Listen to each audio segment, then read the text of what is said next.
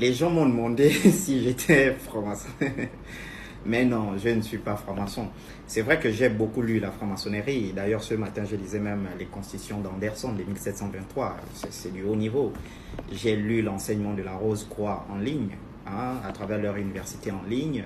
Or, mais c'est du haut niveau. Ce sont des écoles où on développe des facultés. Mais je ne suis rien de tout ça. Je suis un surdoué qui a eu le malheur de naître dans un pays en voie de développement, malheureusement.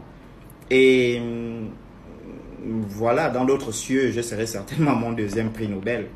Et en tant que surdoué, je m'intéresse à toutes les sciences, à tous les domaines de la connaissance du monde. Et pour ceux qui me connaissent, ils savent que je n'ai pas de spécialité.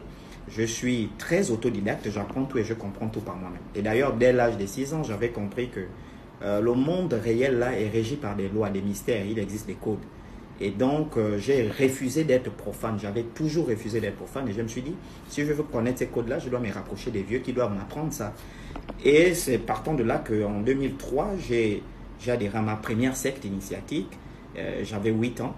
Et partant de cette première initiation-là, j'ai développé d'autres initiations parce que je m'intéresse beaucoup à l'occultisme et à l'ésotérisme.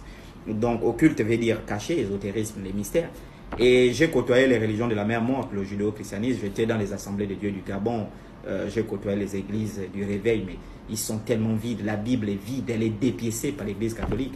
Donc, tous ceux qui lisent ça sont des abrutis. Ensuite, jusqu'en 2019, où j'ai découvert ma propre voie de spiritualité. Et donc, je ne suis pas franc-maçon. Voilà, je m'intéresse à tous les domaines de connaissances, tous les domaines de l'ésotérisme.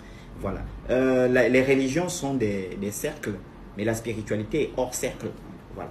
On arrive à un haut niveau où tout est de façon exponentielle. Et voilà. Donc, je n'ai jamais accepté